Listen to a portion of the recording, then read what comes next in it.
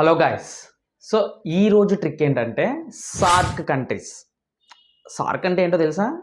SAARC అంటే ఇక్కడ ఏంటంటే మనకి ఇక్కడ సార్క్ అంటే south Asian association for regional cooperation. So ఇందులో మనకు ఉండే కంట్రీస్ ఏంటంటే సో లైన్గా ఉంటాయి, కొన్ని కంట్రీస్ ఉంటాయి. ఆ కంట్రీస్ని గుర్తుపెట్టుకోవడానికి నేను ఒక చిన్న ట్రిక్ చెప్తాను. సో ఆ ట్రిక్ని మీరు ఫాలో అయితే ఎప్పుడు మనకి ఎగ్జామ్లో ఇటువంటి కంట్రీస్ మనకి సార్క్ కంట్రీ అడిగినా సరే మనం ఈజీగా రాయొచ్చు. సో ఆ ట్రిక్ ఏంటో చూసేద్దామా? So let's get started. So SAARC country మీరు గుర్తుపెట్టుకోవాలనుకుంటే ఇప్పుడు నేను చెప్పిన ఈ సెంటెన్స్ని, ఈ చిన్న ట్రిక్ని గుర్తుపెట్టుకోండి. సో అదేంటంటే నేనున్నాను. So in AP I completed MBBS.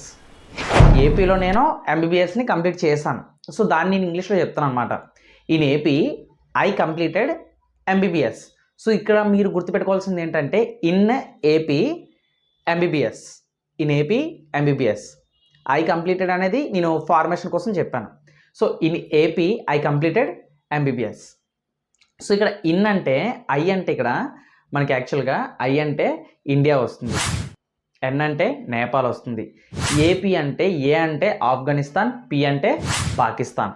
So అలాగే ఇన్ ఏపీ అయిపోయిన తర్వాత సో ఇక్కడ ఏంటి మనకి in AP I completed MBBS కదా, MBBS.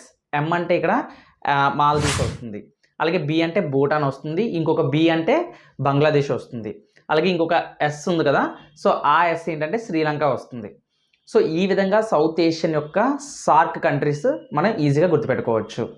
ఐ హోప్ ఈ వీడియో మీకు నచ్చింది అనుకుంటున్నాను.